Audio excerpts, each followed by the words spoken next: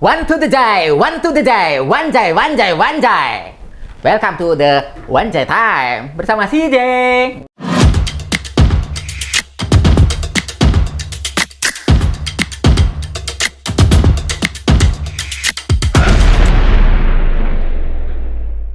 Viralnya video saya ini yang nggak benar gitu ya. Saya mau nggak mau harus bertindak lanjuti gitu kepada ini ke pihak wajib gitu. Dan udah diterima juga laporannya juga. Dari dulu begitulah cinta, deritanya tiada berakhir. Patkai dalam Sun Gokong. Patkai ini adalah siluman babi yang selalu menderita karena cinta. Dan kalau pada zaman dahulu ada yang namanya Romeo and Juliet. Wah, sangat fenomenal sekali. Mungkin bagi yang nggak tahu itu adalah cita-cita apa ya? Impian. Cinta yang impian sehidup semati atau seperti itulah. Padahal sebenarnya itu adalah tragis gitu loh. Kisah cinta yang mengorbankan banyak nyawa. Nah, itu versi Romeo dan Juliet. Ternyata di negeri ini juga ada. Entah terinspirasi dari situ, dari Romeo dan Juliet itu, ataukah dari mana. Tapi kejadiannya adalah si Ran dan TPN, bukan TPS, TPN, dia berdua adalah mahasiswa. Terus mungkin mengalami sesuatu hal dan penyelesaiannya adalah bunuh diri. Wanjai sekali ya. Tak lupa mereka menuliskan surat wasiat bahwasanya mereka nggak usah diotopsi. Ketawanya itu karena nyewa kamar, terus habis masa sewanya kok nggak keluar-keluar, gedor-gedor juga nggak keluar-keluar. Akhirnya didobrak dan ditemukan mereka telah meninggal dunia yang fenomenal itu tangannya bergandengan. Wanjai. Apa yang mereka alami karena mental setiap orang kan beda-beda. Mental kita, aku, kamu, dan mereka itu beda-beda. Tapi menurut saya apapun itu adalah pilihan dan apa ya? Mereka memilih cara seperti itu. Apakah mereka berpikir bahwasanya bisa sehidup mati dan mati berdua beneran? Itu pilihan mereka. Karena pada dasarnya menurut saya hidup adalah pilihan. Cinta benar-benar. Kalau Agnes Monica, cinta ini kadang-kadang tak ada logika. Wanjai. Jadi ingat Agnes Monica. Waktu itu kan namanya Agnes Monica. Kalau sekarang Agnes Mo. Itu ada lagi terjadi karena cinta juga. Karena cinta juga itu terjadi pembunuhan. Menurut saya juga fenomenal sekali gitu loh. Pembunuhan kaitannya ya cinta itu, persinggungan cinta itu tadi. Kalau di istilah Jawa itu adalah golek uceng kelangan delek. Itu mencari sesuatu yang kecil dan nggak begitu penting, malah kehilangan hal yang besar dan utama. Nah, itu dia. Dan setelah diketahui ternyata korbannya itu pernah dinyatakan hilang gitu loh. Dinyatakan hilang terus ketemu pun itu sebenarnya nggak sengaja gitu. Karena sang pelaku yang nggak inisial lagi karena namanya disebut Eki itu sebenarnya sudah punya anak dan istri. Nah, istrinya kan nyari gitu. Terus ditelisik-telisik ketemu ternyata punya kontrakan. Nah, kalau nggak pulang ke rumah, dia si pelaku itu di kontrakan itu. Ternyata waktu mencari itu ada ditemukan kontainer. Nah, kontainer kotak barang itu loh, bukan kontainer yang terbesar itu bukan. Nah, itu ditemukan apa bau-bau itu kok bau-bau bahan kimia itu menyengat gitu loh. Ternyata ada peribahasa dulu itu. Sebusuk-busuknya bangkai disimpan itu tercium baunya juga. Ternyata bahan-bahan kimia itu, aroma-aroma itu untuk menutupi bau busuk bangkai itu. Nah, yang lebih wanjai lagi adalah cara memotongnya. Cara pemotongnya kayak nggak wajar sih, sangat-sangat wow, wanjai sekali seperti itu. Itu dengan gergaji mesin, gergaji listrik. Dijadikan dipotong-potong, terus ditempatkan dalam 2 kontainer.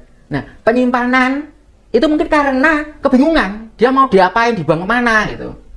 Tapi terus ditemukan Dan ternyata si korban Angela itu setahun yang lalu, sudah tahun 2018, itu anaknya meninggal. Anaknya meninggal melompat dari lantai 33. Pernah juga dilaporkan kehilangan si anak itu, karena malam-malam habis sholat tarawih gitu, kok pintu balkonnya itu terbuka. Terus lapor ke security, dicari, ternyata ditemukan di areal taman. Wanjai sekali, ini ada apa ini negeri ini, orang-orang ini? Jangan-jangan menjadi Wanjai Land ini ya? Wanjai, sangat-sangat wanjai sekali. Belum lagi ada sebuah kasus juga. Kalau tadi Agnes Monica, cinta ini tak ada logika, ini lebih lagi nggak ada logika lagi. Di mana ada kasus NR dan R. Wah, NR dan R, ada R-nya semua. Seperti motor, kalau ada R itu kan pasti spesial itu. Apa Supra R, apa R, itu pasti luar biasa. Wow, panjai gitu. Nah, ini terjadi karena perselingkuhan. Mungkin wah wajar karena perselingkuhan. Tapi yang wow, panjai sekali adalah si suami itu selingkuhnya dengan ibu mertua. Yang mana ibu mertua adalah ibu kandungnya istri. Wow, wanjai sekali. Sampai nggak habis pikir. Kenapa bisa terjadi? Why? Why? Oh why? Oh why? Kenapa bisa terjadi gitu? Dan sebenarnya di situ ada petuah bapaknya NR itu. Karena sebelumnya ketahuan kalau si suami, calon suami waktu itu sudah ketahuan berbuat tidak senonoh. Tapi namanya cinta, ya toh? Yang namanya cinta, kata PMR itu tetap dilanjutkan gitu. Sang ayah mungkin keberatan gitu loh. Tapi karena NR itu adalah anak satu-satunya, mungkin juga kalau nggak diizinkan, itu terjadi apa sesuatu atau apa guncangan jiwa dan sebagainya. Terus diizinkan, dan beneran peristiwa itu terjadi lagi. Dan terjadi lagi seperti lagunya Noah. Itu terjadi, awalnya nggak percaya itu si istri NR itu nggak percaya, karena ya mungkin udah tertutupi dengan rasa cinta yang membara, itu menutupi matanya NR. Dibukakan kebenaran, dikasih fakta, itu tetap berprasangka baik, husnudzon lah istilahnya, berprasangka baik. Masa sih seperti itu? Enggak, dia pamit kerja kok dan sebagainya gitu. Sampai pada akhirnya digerebek sama warga. Wow, anjay sekali. Warga sebenarnya curiga juga. Kenapa ada mertua berkunjung ke kontraannya anaknya, di mana anaknya itu nggak ada, yang ada suaminya, suami anaknya itu kan menantu berarti kan. Tapi lama kok nggak keluar gitu. Tapi tetangga sudah mencurigai dulu karena ada kedekatan yang sangat nggak wajar itu kepada dari si ibu mertua dan menantunya itu. Nah, akhirnya terus digedor-gedor, terus didobrak. Wow, wanjai. Dan di situ ditemukan si R itu langsung buru-buru lari ke belakang. Nah, sementara sang ibu mertua itu nyaris telanjang. Nah, warga biasa kan sekarang itu harus ada dokumentasi kan, biar nggak disangka fitnah atau apa gitu. Terus akhirnya mau didokumentasi. Tapi sang ibu itu mohon agar nggak direkam. Gitu, malu. Terus akhirnya ya udah, itu nggak direkam. Terus berproses, akhirnya mereka pisah. Ya nggak habis pikir, kenapa bisa ya? Kok bisa ini ya? Wanjai sekali. Dan masalahnya sampai sekarang pun belum berlanjut saling melapor-laporkan. Tapi mereka NR dan R sudah pisah, sudah selesai. Sementara bapaknya itu juga pisah juga gitu. Jadi dua orang yang hatinya terluka, terkhianati. Dari tadi cinta itu, tapi kok nggak ada yang cintanya kok kayak nggak bener semua ini. Tetapi ada yang kisahnya viral sampai sekarang juga dan menginspirasi adalah kisah cinta Tiko yang merawat Ibu Eni seorang diri. Itu merawat 11 tahun, 11 sampai 12 lah. 11 sampai 12 tahun itu tinggal di rumah yang besar tanpa aliran listrik dan air. Namanya mengurus, dan Ibu Eni ini yang luar biasa juga bagi Tiko adalah dikaruniai gangguan jiwa. Wow, anjay sekali. Di saat cerita-cerita kisah cinta yang nggak bener, ternyata masih ada cinta sejati. Ketulusan cinta seorang anak merawat ibunya. Dan Tiko ini diketahui ternyata bekerja sebagai security kompleks. Jadi meskipun dengan keadaannya yang terbatas, itu dia nggak open donasi terus minta-minta, tuh nggak. Tetap dirawat dengan segala macam keadaannya, keterbatasannya gitu. Nah, suatu ketika ada YouTuber yang penasaran terus akhirnya singkat cerita itu bisa masuk dan akhirnya dengan apa ya, dengan kejadian yang alot gitu, karena nggak mau, Bu Eni nggak mau dibawa kemana, keluar tuh nggak mau. Sementara Tiko juga khawatir, sangat khawatir. Nanti kalau ibu aku dibawa, itu perawatannya bagaimana gitu. Karena yang tahu merawat ibu adalah aku.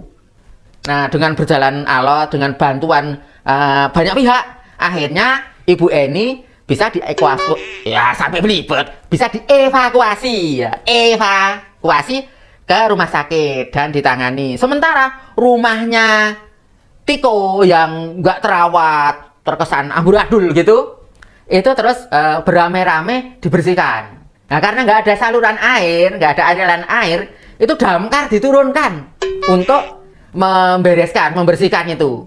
Luar biasa sekali. Terima kasih orang-orang baik, wanjai sekali. Dan dari situ muncullah